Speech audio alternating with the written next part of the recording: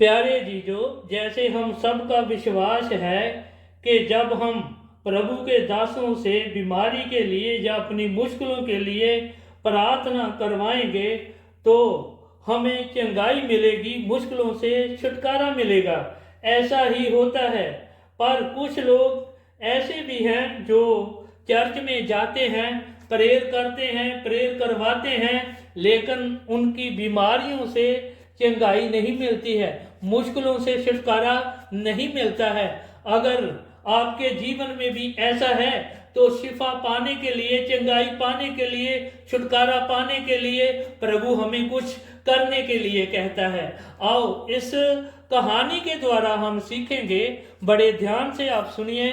जब हम दूसरा राजा उसका 5 अध्याय उसकी पहली ऐत से ही पढ़ते हैं तो लिखा है, अराम के राजा का नामान नामक एक सेनापति था जो बहुत ही सूरवीर था और बहुत ही आदर योग था, क्योंकि उसके द्वारा प्रभु ने अरामियों को विजय किया था। लेकिन वो कोढ़ी था और उसी समय उसकी पत्नी के साथ एक इस्राएली छोटी लड़की उसकी बीवी के साथ घर का काम कराया करती थी और उसने प्रभु की महिमा के लिए एक साक्षी दी, क्योंकि वो लड़की इस्राएली थी, प्रभु की शक्ति के बारे जानती थी।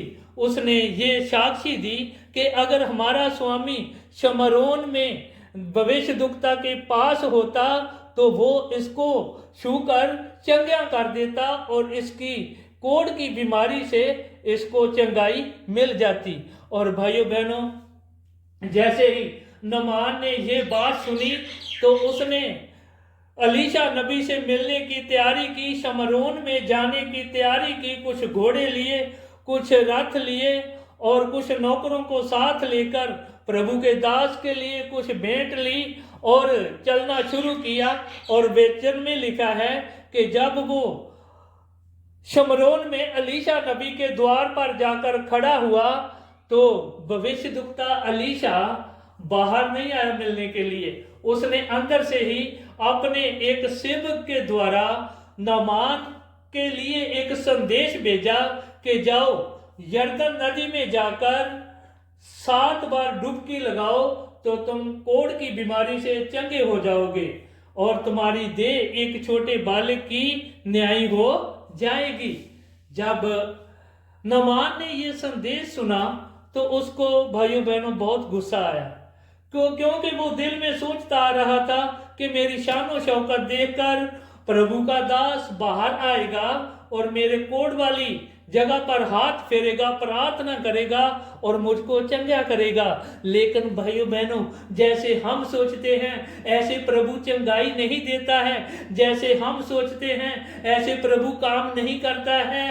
प्रभु चंगाई तब देता है जब हम प्रभु की इच्छा को पूरा करते हैं, जब प्रभु की हम मर्जी को पूरा करते हैं। प्रभु की मर्जी क्या थी? वो वचन था कि जाओ यरदन नदी में 7 बार डुबकी लगाओ।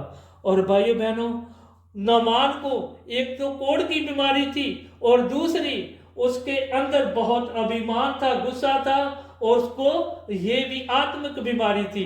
प्रभु उसको दोनों बीमारियों से चंगा करना चाहता था। लेकिन जब नामान गुस्से से भरकर वापस चला गया और जब वो यरदन नदी के पास पहुंचे तो उनके सेवकों के द्वारा उसको समझाया गया कि प्रभु के वचन को पूरा करना बहुत ही जरूरी है, तभी तेरे को चंगाई मिलेगी। भाइयों बहनों, उसका दिल बहुत नम्र हो गया। उसने अपने दिल को बहुत नम्र किया, अपना सारा क्रोध और अभिमान उसने दिल से निकाल दिया और प्रभु के वचन के मानने के लिए वो तैयार हो गया। जब उसने यरदन नदी में जाकर 7 बार डुबकी लगाई, जैसे प्रभु के दास ने वचन दिया था उसको पूरा किया। जब वो यरदन नदी से बाहर निकला और वो कोढ़ से और अपने दिल की बुराई से शुद्ध हो चुका था। बहनों भाइयों, उसने प्रभु के वचन को पूरा करके पर अपनी बीमारी से चंगाई हासिल की और छुटकारा हासिल किया। यही प्रभु चाहता था। और भाइयों बहनों, उसने प्रभु के दास के सामने जाकर अपने आप को प्रभु के लिए समर्पण किया। और एक वाक्य मैं और आपके लिए पढ़ना चाहता हूँ, भजन संहिता उसका 107 नंबर और उसके 20 पद में लिखा है कि वो अपना वचन भेजकर उनको चंगिया करता है और नाश के गड्ढे से बाहर निकालता है। वचन में चंगाई है, वचन शक्तिशाली है, और जिसको हम पूरा करने से अपनी बीमारियों से चंगाई हासिल कर सकते हैं, मुश्किलों से छुटकारा हासिल कर सकते हैं और आने वाले नाश से, तबाही से बच सकते हैं। भाइयों बहनों, आज ही इस परमेश्वर के वचन के द्वारा हमने सीखा है कि अगर हम बीमारियों से छुटकारा पाना चाहते हैं तो अपने आप को प्रभु के वचन के अनुसार चलाइए, प्रभु के वचन को अपने जीवन में पूरा करिए और प्रभु आपको शरीर की बीमारी से भी चंगा करेगा और आत्मिक बीमारियों से भी आज़ाद करेगा और अपनी महिमा के लिए तैयार करेगा। प्रभु इस छोटे से मैसेज के लिए आपको बहुत ब्लेस करे। आमीन।